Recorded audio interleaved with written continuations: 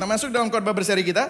Ini adalah minggu yang ke-14 dari From Judges to Jesus. Dan hari ini khotbah saya berjudul Gelapnya Hati yang Menyembah Berhala. Dan kita akan melihat ada 2 pasal hari ini. Dan pasal ini tidak akan berbicara tentang seorang hakim, tetapi ada sesuatu cerita di sana. Nah, saya akan memulainya dengan ini, saudara. Saudara, setiap tahun saya dan istri pasti melakukan pemeriksaan kesehatan lengkap rutin setiap tahun. Nah, kenapa kok kita melakukan ini? Karena waktu kita periksa darah, waktu kita di CT scan, waktu kita dicek urinnya, dicek berat badan, dicek blood pressure, ya, tekanan darah, dan yang lain-lain, saudara. Kalau ada angka dari hasil laporan tersebut merupakan indikasi sesuatu terjadi dalam tubuh, maka kita perlu zoom in terhadap tes-tes yang berikutnya. Maka dokter akan memberikan, oh kamu perlu di CT scan, kamu perlu dilakukan ini untuk mengetahui masalah yang sesungguhnya dalam kehidupan tubuh kita ini. Nah, itulah sebabnya, nah ini sekalian promosi ya saudara ya. Kita ini melakukan Health Day. Soalnya begini saudara, ini Health Day ini gak terlalu banyak yang ikut. Ya baru puluhan, kenapa? Saya tanya, kenapa sih kok kamu gak ikut Health Day? Takut aku pastor gitu.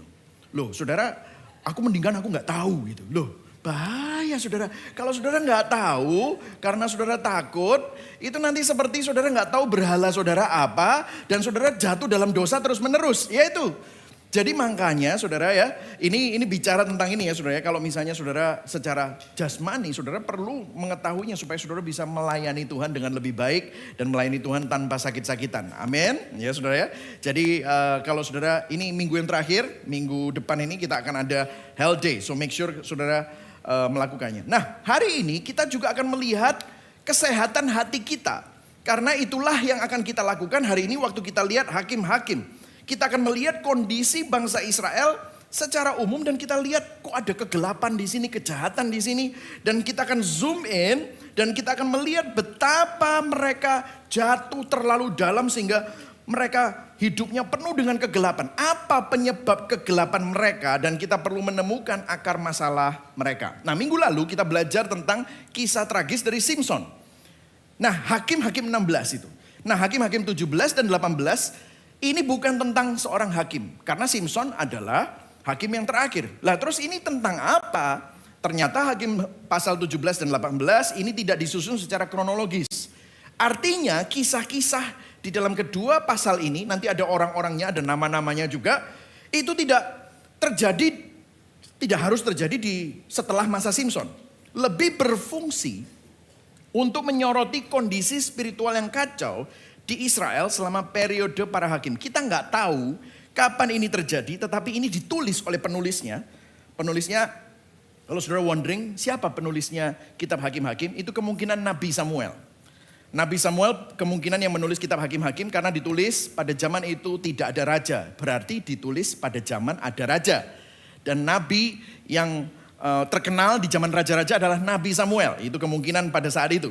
Jadi penulis coba memberitahu kita bahwa masa hakim-hakim ini merupakan masa tergelap di sepanjang sejarah Israel melalui cerita ini. Nah, kita akan mulai dulu ya. Hakim-Hakim 17 ayat 1 sampai 6 kita baca dulu, kemudian kita baca ayat-ayat yang lainnya. Kita akan membaca bergantian, saya baca yang genap, saudara baca yang ganjil. Ada seorang dari pegunungan Efraim, Mika namanya. Ayat 2, saudara. Berkatalah ia kepada ibunya, uang perak yang 1.100 itu yang diambil dari orang daripadamu, dan yang karena itu kau ucapkan kutuk, aku sendiri mendengar ucapanmu itu. Memang uang itu ada padaku, akulah yang mengambilnya. Lalu kata ibunya, diberkatilah kiranya anakku oleh Tuhan. Sesudah itu dikembalikannya lah uang perak yang 1.100 itu kepada ibunya. Tetapi ibunya berkata, aku mau menguduskan uang itu bagi Tuhan. Aku menyerahkannya untuk anakku, supaya dibuat patung pahatan dan patung tuangan dari uang itu. Maka sekarang uang itu ku kembalikan kepadamu. Ayat 4 saudara. Tetapi orang itu mengembalikan uang itu kepada ibunya. Lalu perempuan itu mengambil 200. Memberikannya kepada tukang perak yang membuat patung pahatan dan patung tuangan daripada uang itu. Lalu patung itu ditaruh di rumah Mika. Nah coba kita perhatikan ayat 5. Mika ini mempunyai kuil. Dibuatnya lah efod dan terafim. Ditahbiskannya lah. Nggak tahu dari sinode mana, saudara ya. Salah seorang anaknya laki-laki yang menjadi imamnya. Pada zaman itu tidak ada raja di antara orang Israel. Semuanya baca. Setiap orang berbuat apa yang benar menurut pandangannya sendiri. Berbagai orang mendengar firman Tuhan, memelihara dalam hatinya dan melakukan dalam hidupnya. Nah, kita tahu ini karakternya adalah Mika. Nah, Mika ini mengaku kepada ibunya bahwa dia telah mencuri sejumlah besar uang darinya. Nah, mungkin saudara tanya, "Loh kok bisa tahu pastor? Ini jumlahnya besar." Dikatakan 1.100 keping perak, uang perak ya saudara. Nah, kalau saudara ingin tahu seberapa besarnya, nah tadi ayatnya belum kita baca, tapi saya bacakan buat saudara di ayat 10. Mika itu nyewa imam profesional. Jadi ceritanya ada orang Lewi, dia sewa jadi imamnya dia. Nah, ini seperti hamba Tuhan profesional ya, hamba Tuhan panggilan ya.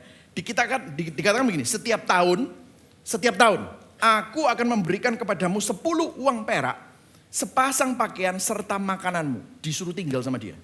Orang Lewi itu setuju untuk tinggal padanya. Jadi artinya gaji setahun orang itu zaman itu 10 uang perak. Lah ini yang dicuri berapa? 1.100. Artinya ini gaji 1 abad saudara. Luar biasa ini. Jadi nilai uang perak yang dicuri sangat besar. Ini bukan 1 juta, 2 juta atau 10 juta.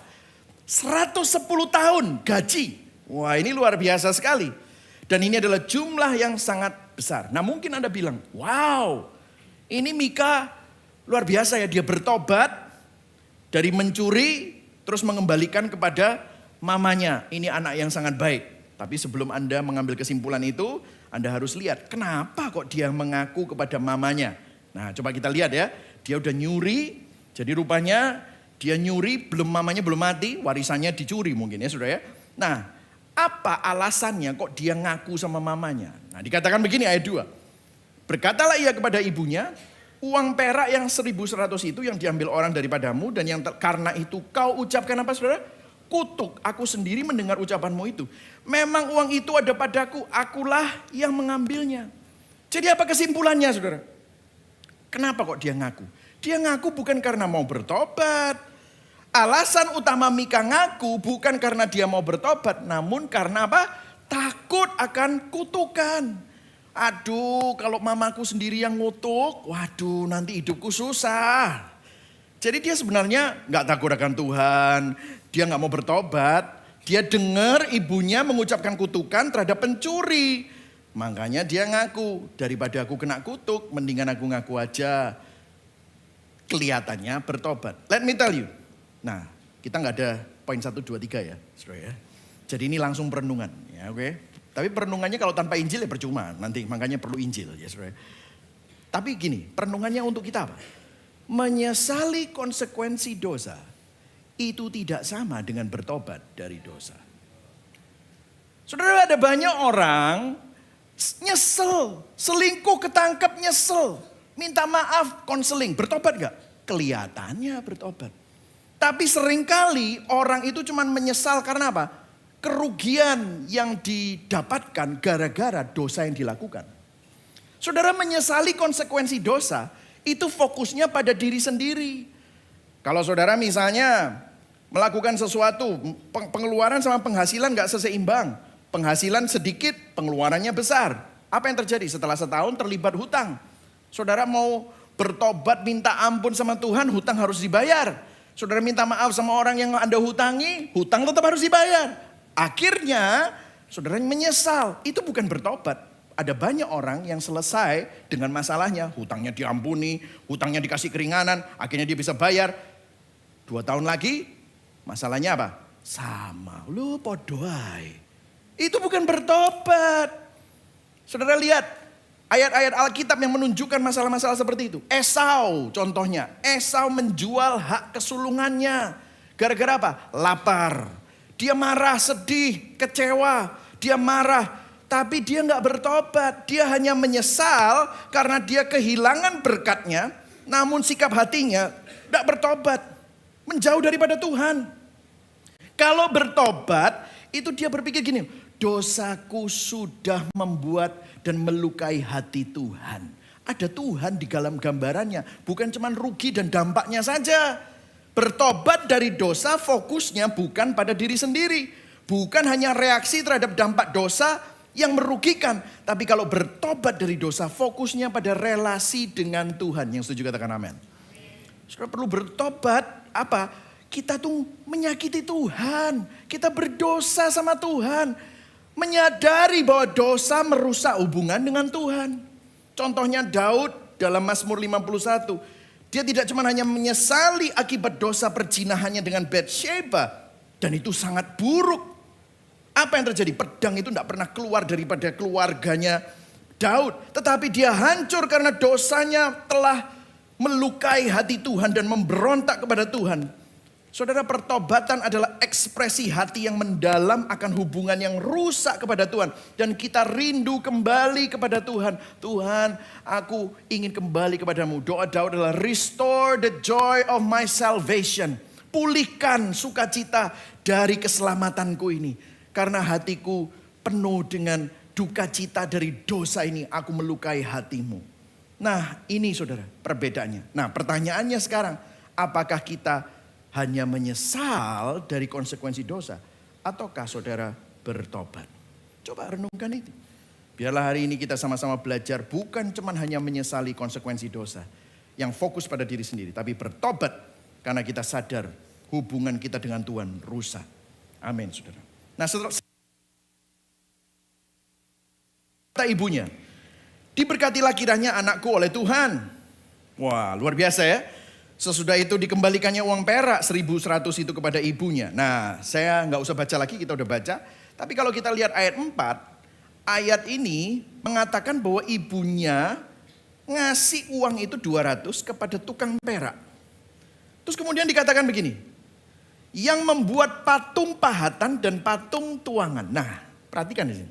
Biasanya Alkitab kalau bilang patung ini adalah patung dewa, selalu patung pahatan dan patung tuangan dari Baal atau Asherat atau Dagon, itu Filistin ya Saudara ya. Tapi di sini patung pahatannya nggak ada namanya. Dan saya sampai selidiki, kenapa kok nggak ada namanya? Biasanya selalu ada namanya. Dan Saudara tahu apa? Patung pahatan ini adalah patung pahatan Yahweh. Oh ini patung pahatannya Tuhan. Jadi patung pahatannya kalau dalam bahasa sekarang itu patung pahatan Yesus. Oh jadi luar biasa ini saudara ya. Jadi kita pikir saudara ini penyembahan berhala. Benar penyembahan berhala. Tetapi begini berhalanya berhala Tuhan yang benar. Jadi dia menyembah Tuhan yang benar dengan cara yang salah. Nah kita pikir penyembahan berhala adalah menyembah sesuatu yang salah. Menyembah tuyul, ke Gunung Kawi, menyembah keris, punya jimat, penyembahan berhala ya. Tapi penyembahan berhala tidak hanya menyembah ala-ala palsu. Tetapi juga menyembah Tuhan yang benar dengan cara yang salah. Mereka mencoba menciptakan Tuhan versi mereka sendiri yang sesuai dengan keinginan mereka. Penyembahan berhala itu adalah penyembahan palsu terhadap Tuhan yang benar.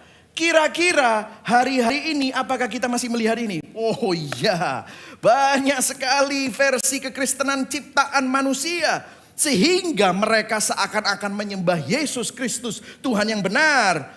Dibungkus dengan worship, dengan ibadah yang luar biasa, ayat-ayat Alkitab. Dibungkus dengan kata-kata yang indah. Tetapi itu semua bukan penyembahan yang benar. Mungkin menyembah, mereka pikir kita menyembah Yesus Kristus Tuhan yang benar. Tapi caranya salah. Dan hal ini sudah dituliskan di dalam kitab Hakim-Hakim saudara.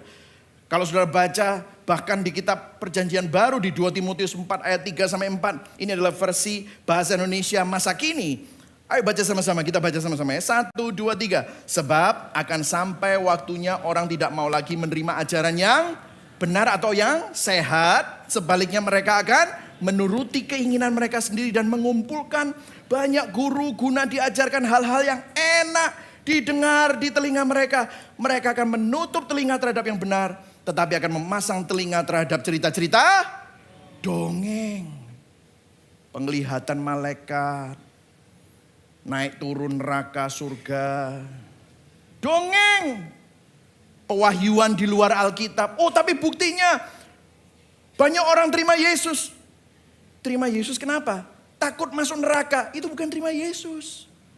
Orang yang takut masuk neraka, itu bukan orang yang mengasihi Tuhan, mengasihi dirinya sendiri. Betul gak saudara?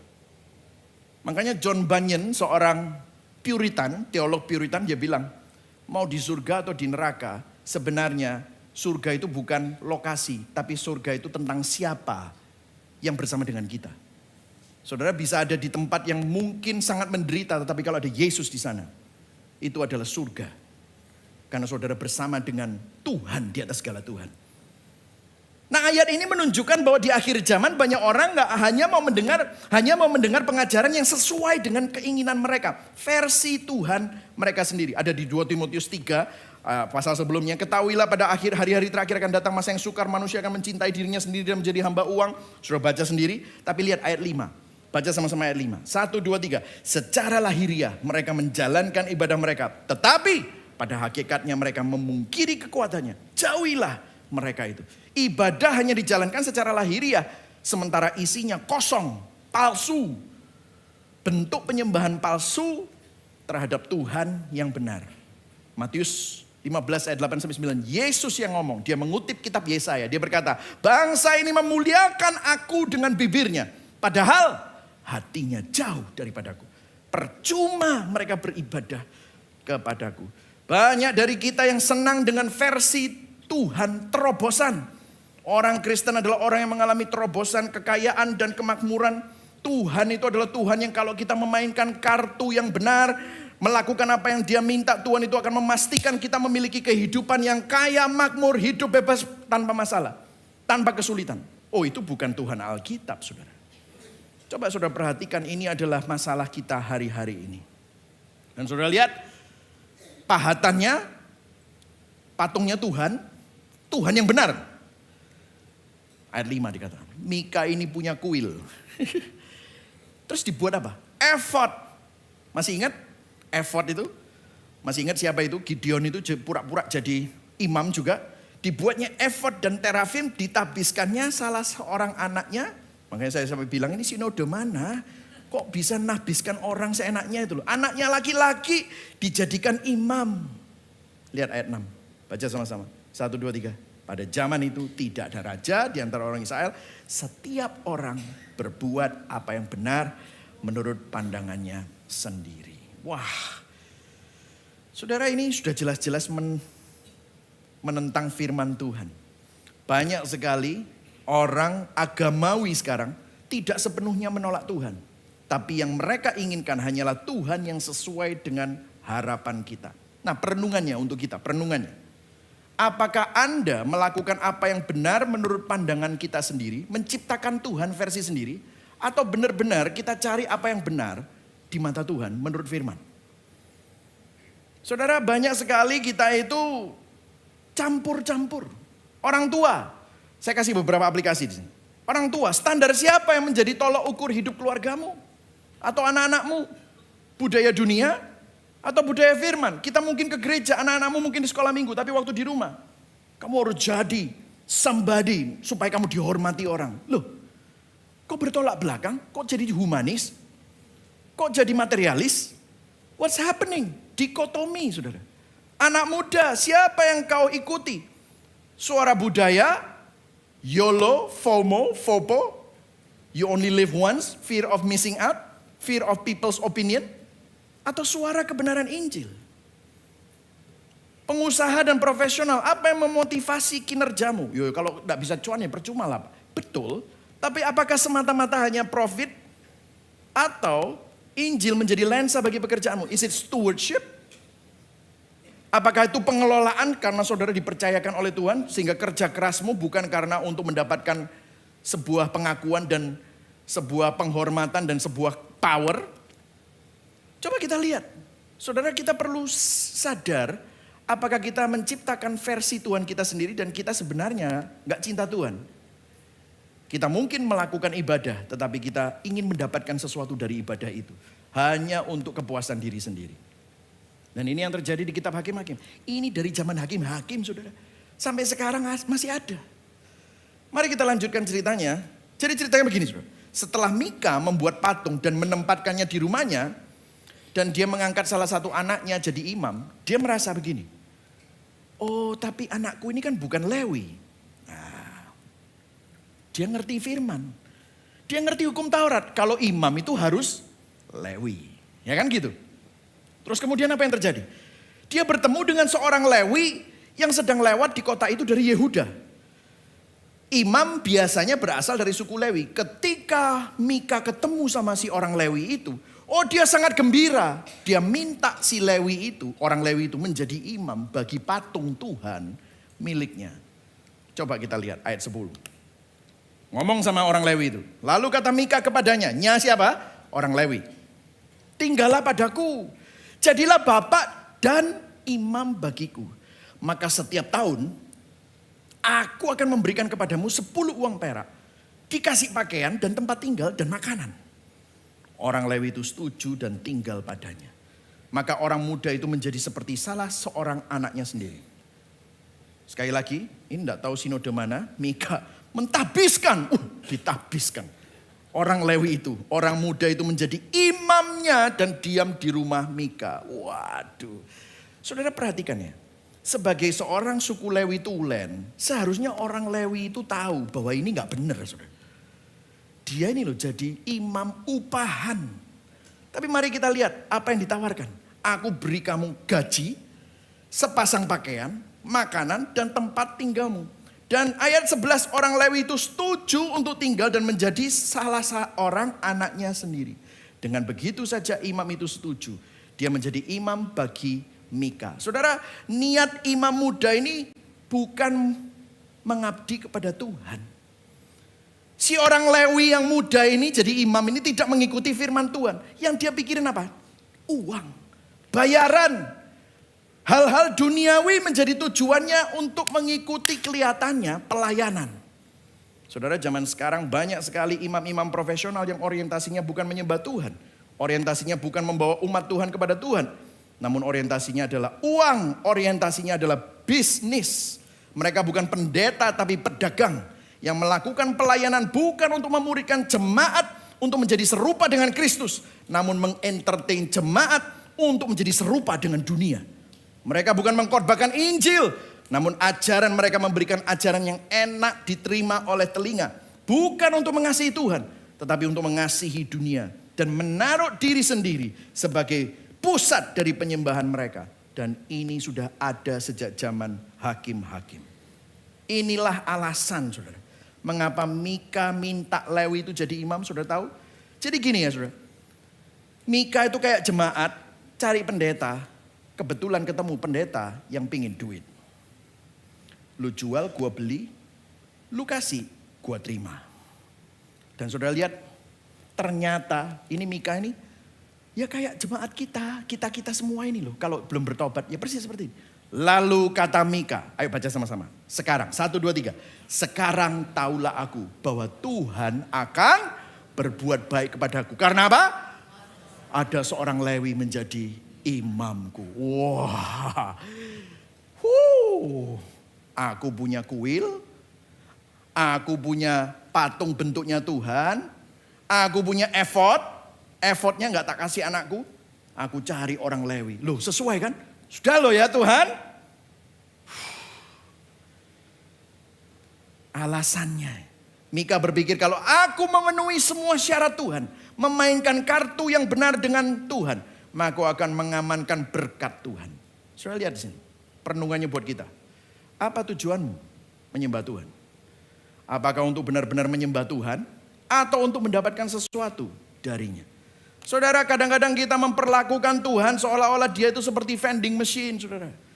By the way, sekarang ada vending machine isinya labubu, saudara. Keluar labubu, saudara. Dan kita pikir kalau kita taruh duit, kita pencet kode yang tepat, maka apa yang kita inginkan akan keluar. Kalau kita ibadah, kalau kita ikutan A, B, C, doa ini, doa itu, pemberian ini, pemberian itu, bisa bahasa roh, bisa melakukan ini dan melakukan itu. Tuhan pasti memberikan apa yang aku inginkan. Inilah yang terjadi. Kalau kita mengikuti ini semua, ini bukan Injil, saudara, ini Injil palsu. Kalau kita mentaati peraturan tertentu, melakukan sesuatu yang tepat buat Tuhan, kita akan menerima kesehatan, kekayaan, kemakmuran. Semua itu tidak pernah diajarkan oleh Alkitab. Tim Keller pernah berkata begini, saya sudah pernah mengatakannya dan saya ulang lagi. Orang beragama melihat Tuhan bermanfaat, orang berinjil melihat Tuhan itu indah dan beautiful. Apakah saudara melihat Tuhan hanya berguna untuk membangun karirmu, membangun keuanganmu? Ataukah saudara melihat Tuhan itu indah, lebih indah daripada karirmu, lebih indah daripada uang? Coba kita lihat selanjutnya ya. Sudah mulai tidak nyaman, saudara. Efek berbahaya dari penyembahan berhala. Ini bahaya sekali. Nah, kita masuk di dalam, itu tadi by the way sudah 17 selesai. Jadi Mika selesai, tapi nanti Mika muncul lagi. Nah, muncullah suku Dan. Nah, di Hakim-Hakim 18, saya nggak usah baca ya saudara, tapi saya ceritakan kepada saudara. Jadi ceritanya, ada suku namanya suku Dan.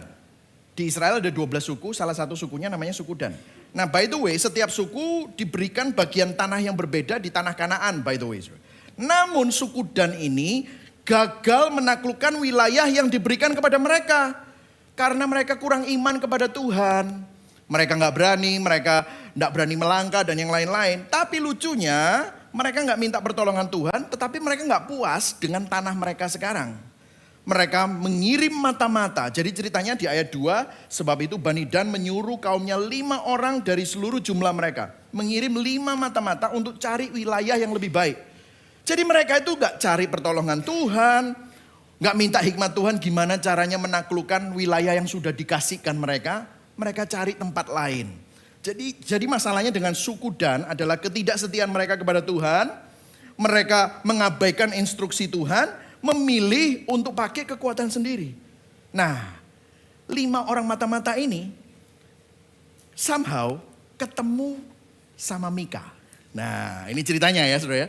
Ini keren saudara. Jadi dan mereka ketemu sama si imam itu tadi, imam yang orientasinya duit. Nah, ketika mereka ada dekat di rumah Mika, ayat 3. Dikenalah mereka logat orang muda suku Lewi itu. Oh, ini kamu Lewi, logatmu beda. Singgahlah mereka ke sana. Nah, mereka cerita, Mika siapa yang membawa engkau kemari? Apakah pekerjaanmu dan urusanmu di sini? Katanya kepada mereka, begitulah dilakukan Mika kepadaku. Ia menggaji aku dan aku jadi imamnya. Wah, kelihatan ya saudara? Ini imam profesional ya saudara ya. Ya, ini teologi kemakmuran sudah ada di zaman hakim-hakim gitu saudara ya. Kata mereka kepadanya, tanyakanlah kiranya kepada Allah supaya kami ketahui apakah perjalanan yang kami tempuh ini akan berhasil. Wah, kok persis ya? Pak, saya beli pabrik. Hamba Tuhan. Nah, ini gimana Pak? Ini ya apa? Kok kayak feng shui gitu saudara ya? Ini berhasil nggak ini ya? Diberkati nggak? Wah, terus ciprat-ciprat minyak gitu ya saudara ya. Kata imam itu kepada mereka, lihat. Pergilah dengan selamat. Perjalanan yang kamu tempuh itu dipandang baik oleh Tuhan. Wah, amin, puji Tuhan, berikan kemuliaan buat Tuhan. Ya kan gitu saudara ya. Wah, senang banget mereka. Jadi imam itu meyakinkan mereka bahwa Tuhan akan membantu kelima mata-mata itu. Namun yang perlu kita tanyakan adalah, bisakah kita percaya sama pesan imam profesional seperti ini? Imam yang sama yang menyembah berhala di pasal sebelumnya, imam yang sama yang orientasinya uang, ngomong kelihatannya sepertinya benar. Apakah ini benar-benar memiliki integritas untuk jadi imam? Nah, kita lanjutkan ceritanya. Nah, kita nggak usah baca, tapi saya minta saudara baca di rumah. Seru banget, sungguhan. Jadi kalau sudah baca ini, wih gila ya. Ini ceritanya juahat ya. Ternyata politik gereja sudah ada ini di sini.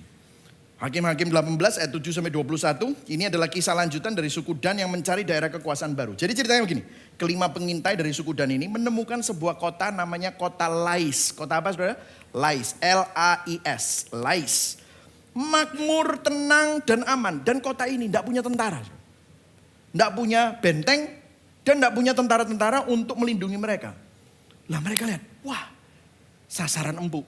Nah, Terus kemudian apa yang terjadi? Mereka kasih laporan, pulang ke rumah, mereka siap-siap perang dengan 600 orang. Tapi sebelum pulang, of course harus mampir ke imam itu tadi. Nah ya saudara ya, mereka mampir ke rumah Mika. Mereka ingat di rumah Mika ada kuilnya, ada patungnya Tuhan. Dan Mika punya imam pribadi. Jadi apa yang mereka lakukan?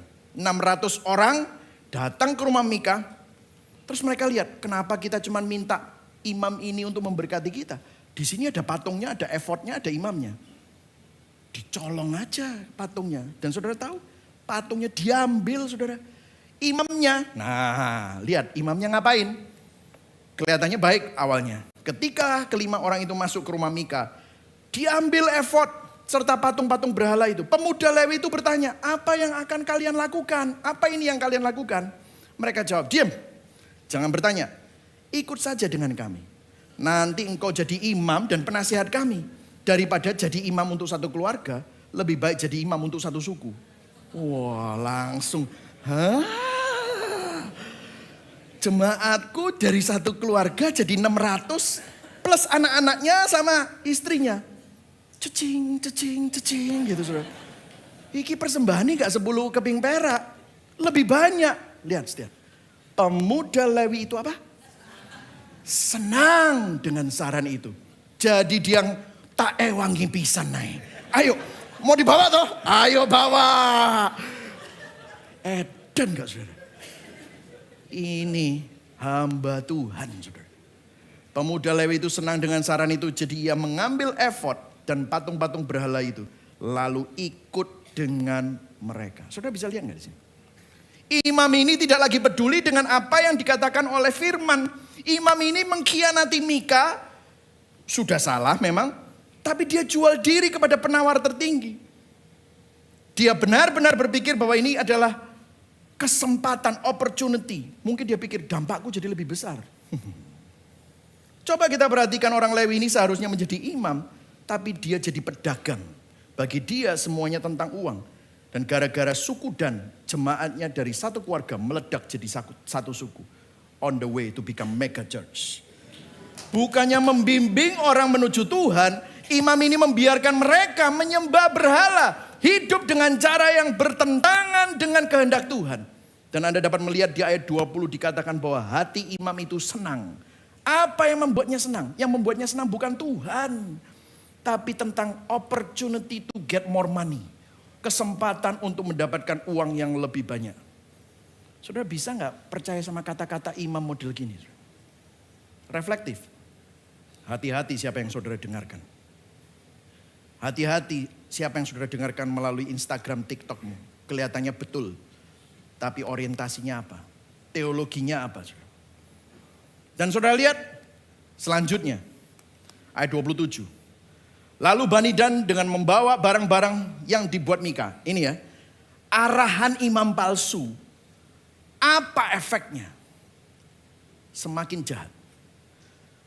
Mendatangi Lais. Yakni rakyat yang hidup dengan aman dan tentram. Baca yang di highlight. Mereka memukul orang-orang itu dengan mata pedang. Dan kotanya dibakar. Atas arahan imam palsu ini. Suku Dan menyerang dan membakar kota Lais yang damai dan tidak bersalah. Saudara, apa yang bisa kita pelajari? Pelajaran penting dari penyembahan berhala. Saudara, yang pertama, penyembahan berhala seperti dosa tersembunyi adalah memicu semua dosa-dosa lainnya. Saudara, penyembahan berhala itu tersembunyi di dalam hati kita. Tapi itu memicu dosa-dosa lainnya. Saudara, dosa perilaku sebenarnya disebabkan oleh dosa motivasi di dalam hati. Yang menaruh iman bukan kepada Tuhan namun kepada sesuatu yang fana, penyembahan berhala. Saudara, kalau saudara perhatikan di 10 perintah Allah, yang nomor pertama itu apa? Janganlah ada Allah lain di hadapanmu. Yang nomor 2, jangan ada patung, jangan membuat patung di hadapan Tuhan. Dan saudara tahu Martin Luther di dalam katekismus kecilnya dia bilang, kalau kamu bisa taat sama 2 ini, yang nomor 3 sampai nomor 10, itu kamu pasti tidak lakukan. Kenapa kok orang bohong? Kenapa kok orang mencuri? Kenapa kok orang membunuh? Itu awalnya kenapa? Karena mereka tidak percaya Tuhan. Dosa bohong itu mungkin berasal dari sesuatu yang lebih dalam. Apa itu? Orang bohong karena takut ditolak oleh orang-orang di sekitar mereka. Artinya apa? Mereka lebih menghargai penerimaan manusia fana daripada penerimaan Tuhan. Atau mungkin saudara, banyak orang bohong karena ingin kita ini meningkatkan status kita. Karena kita ingin punya kuasa. Saudara, saya kasih contoh deh. Saya banyak ketemu sama orang-orang yang memiliki masalah rumah tangga, misalnya selingkuh dan yang lain-lain. Suami yang berselingkuh, kalau terekspos dosanya, minta maaf sama istrinya, setuju ikut konseling dengan pendetanya. Apakah dia bertobat? Belum tentu. Menyesal ya, tapi saya ingin bantu mereka untuk biar suami ini bertobat. Maka saya harus lihat, bukan dari selingkuhnya saja. Karena selingkuhnya itu adalah dosa yang di permukaan, dosa perilaku. Saya ingin tahu motivasinya dia selingkuh itu apa. Saudara, ada banyak orang mungkin ketika suami ini berselingkuh, dia waktu berselingkuh dengan selingkuhannya, dia sama selingkuhannya merasa dihargai, diterima. Sedangkan di rumah merasa tertolak oleh istrinya. Lah ini Tuhan di mana? Tidak ada Tuhan. Dia hanya transaksi berhala. Dan apa yang terjadi? Ya selingkuhannya kelihatannya menghargai dan menerima dia. Jadi kasih dan penerimaan adalah berhalanya si suami ini. Ada orang yang bukan seperti itu. Mungkin selingkuhannya itu kenapa? Karena si suami ini merasa punya kuasa dan kontrol atas hidupnya, atas selingkuhannya. Dia merasa berkuasa, kontrol. Kalau di rumah, istrinya yang berkuasa. Oh ya ampun ya. Begitu keluar rumah, aku yang hebat. Dan ketemu sama selingkuhannya, ya kamu hebat. Oh iya aku hebat. Dia lebih suka sama itu. Di mana Tuhan? Tidak ada Tuhan. Tuhannya, oh di sini saudara. Disinilah dia menyembah kuasa dan kontrol. Saudara di sini kita lihat ya, berhala adalah segala sesuatu yang menarik hati dan imajinasimu lebih daripada Tuhan. Berhala adalah segala sesuatu yang Anda inginkan dengan memanfaatkan Tuhan untuk memenuhi tujuannya. Berhala adalah segala sesuatu yang bisa memberikan Anda kesenangan, makna, identitas di luar Tuhan. Berhala adalah segala sesuatu yang baik, bisa keluarga, bisa anak-anak, kamu jadikan identitasmu. Dalam hidup, sandaranmu, jati dirimu. Berhala adalah segala sesuatu yang harus kita punyai agar kita merasa aman, berarti, dan bernilai di luar Tuhan. Berhala bisa keluarga, anak-anak, karir, pencapaian, status sosial. Berhala bisa berubah hubungan yang romantis, penerimaan dari sesama, kecantikan kita, kepandaian kita, keamanan atau kenyamanan. Saat makna hidup kita tergantung pada orang lain, atau barang lain, atau faktor eksternal yang fana, disitulah kita menyembah berhala. Ada banyak cara, saudara.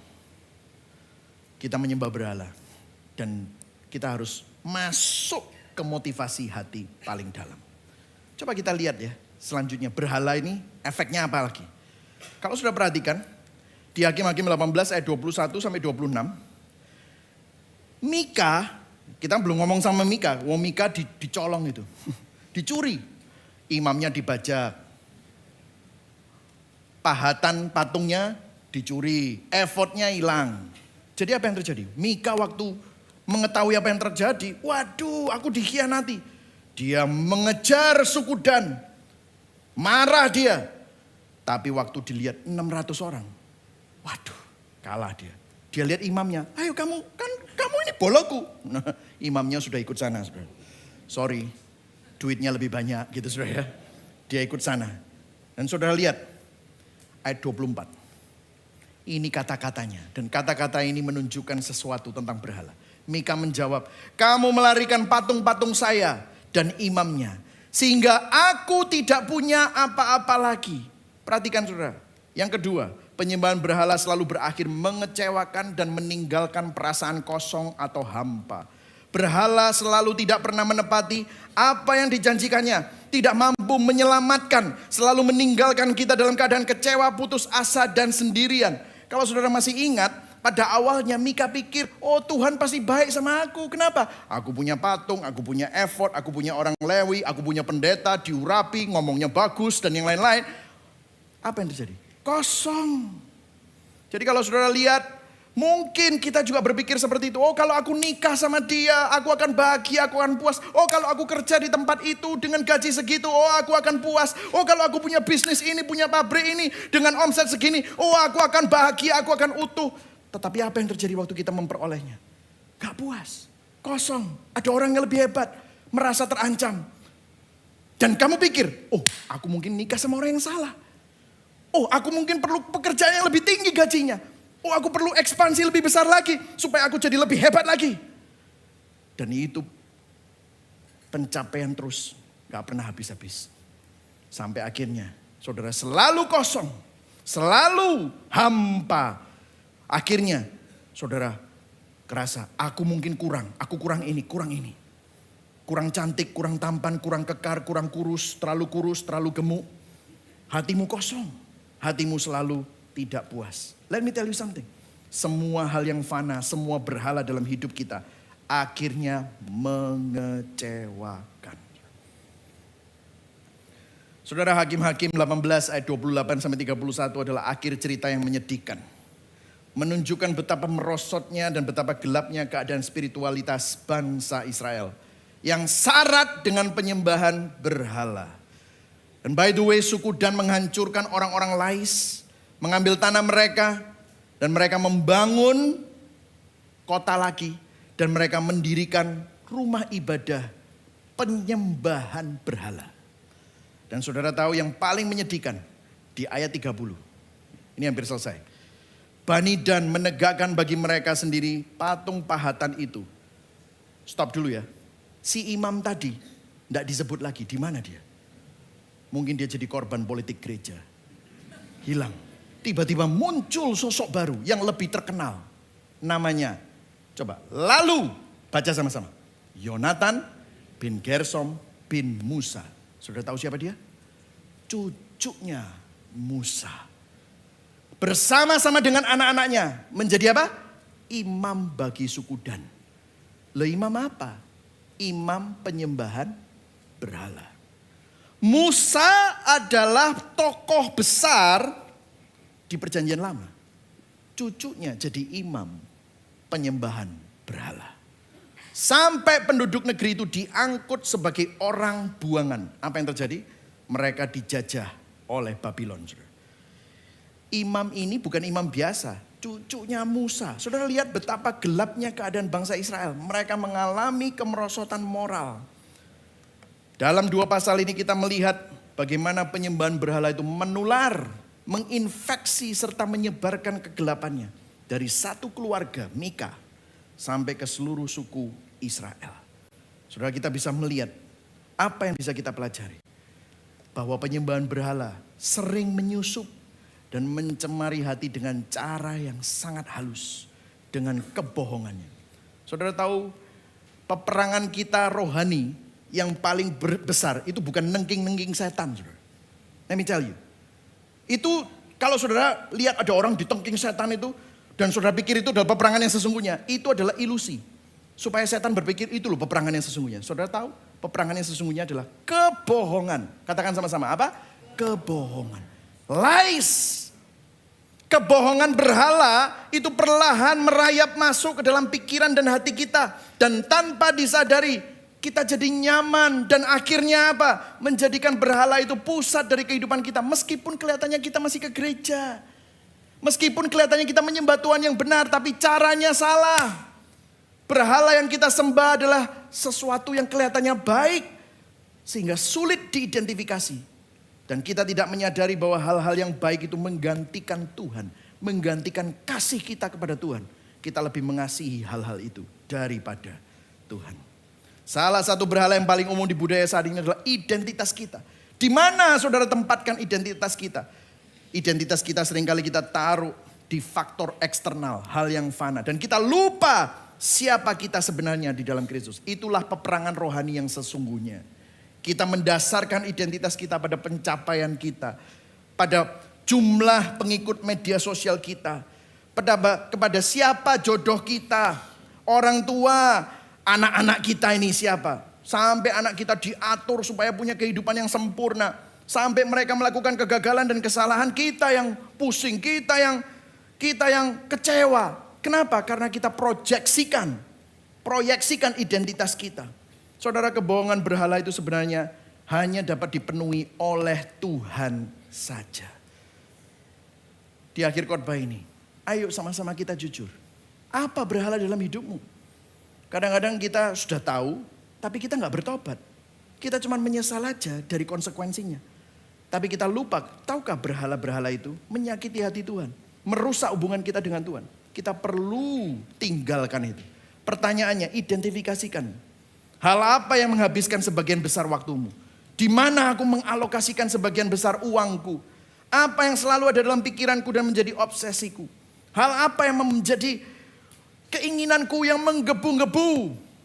Sehingga kalau aku memilikinya, itu akan membuat aku bahagia. Saudara pikir itu akan membuat kamu bahagia. Dan kalau kita review dua pasal ini memiliki cerita yang gila.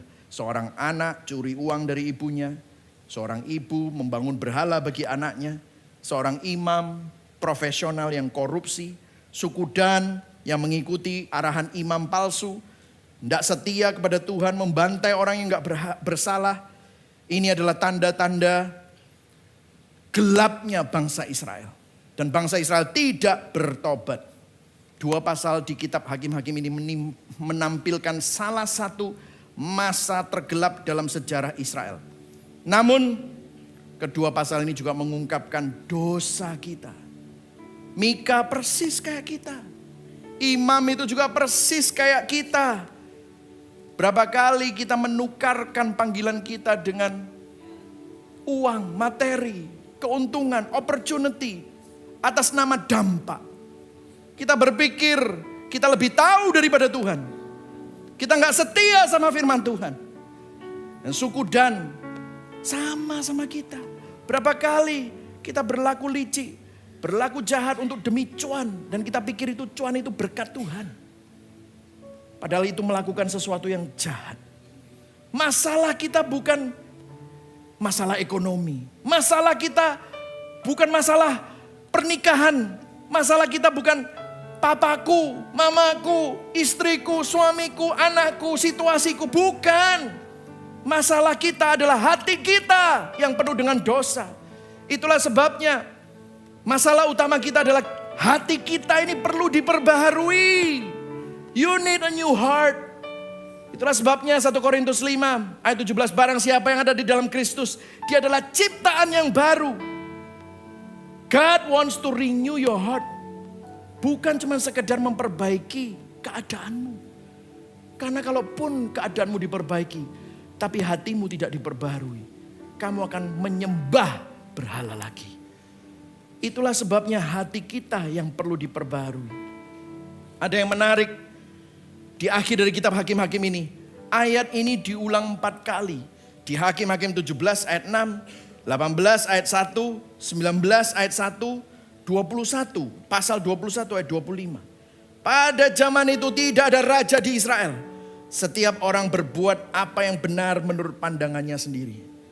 Beberapa penulis sarjana teologi perjanjian lama mengatakan, penulis Hakim-Hakim ini mencoba menunjukkan kepada kita bahwa untuk memperbaiki masalah utamanya, kita membutuhkan raja yang benar.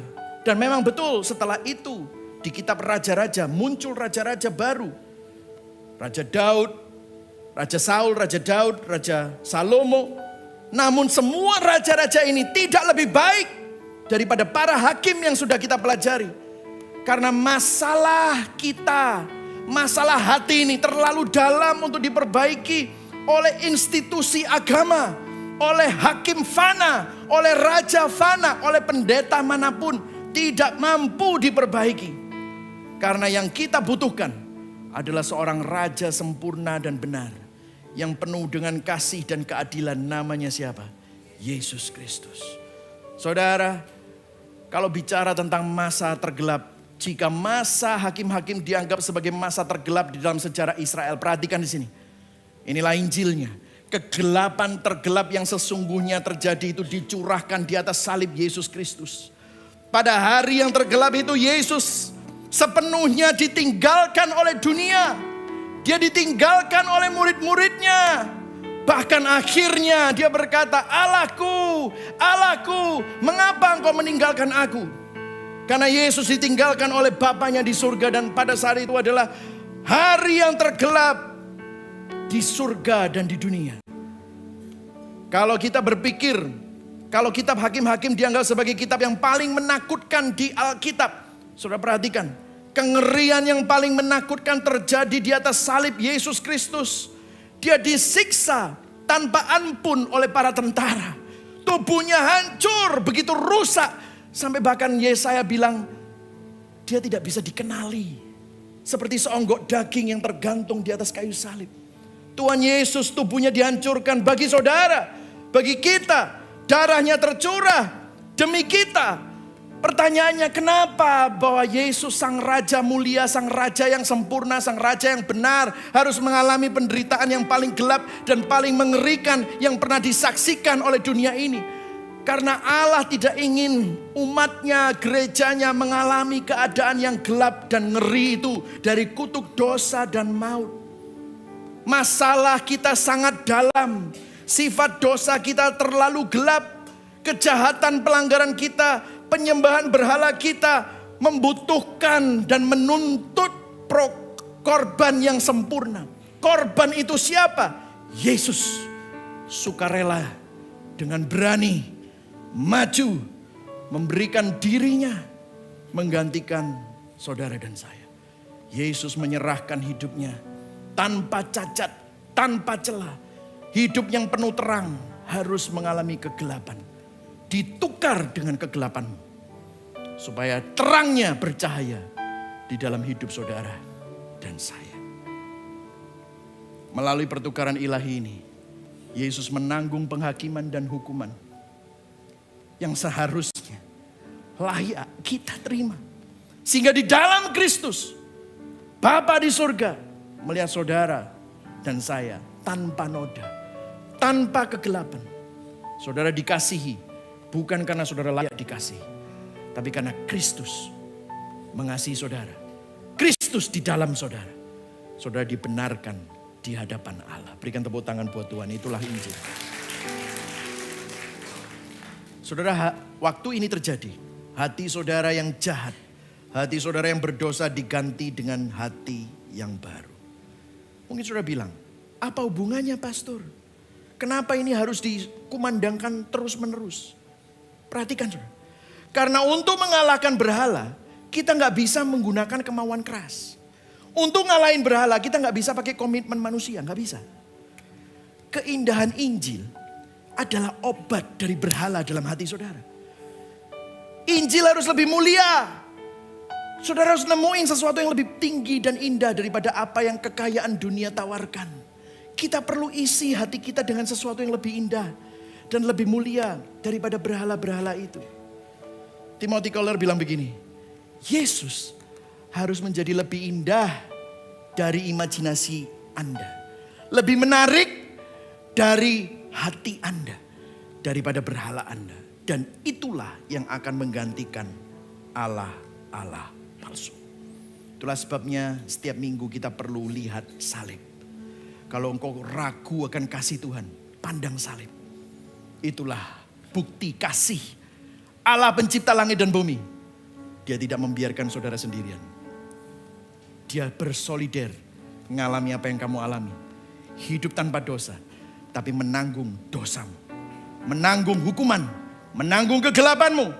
Supaya kamu tidak perlu harus hidup dalam kegelapan terus menerus. Tapi saudara menerima kehidupan yang kekal. Amin saudara. Mari sama-sama kita bangkit berdiri. Saudara diberkati hari ini, amin. Orang berinjil tidak hanya menyesali konsekuensi dosa, namun bertobat dari dosa. Bukan cuma fokus pada diri, tapi berfokus kepada Tuhan. Yang setuju katakan amin. Orang berinjil tidak menyembah Tuhan untuk mendapatkan sesuatu darinya, namun menyembah karena Dia adalah Tuhan yang layak untuk disembah. Yang setuju katakan amin.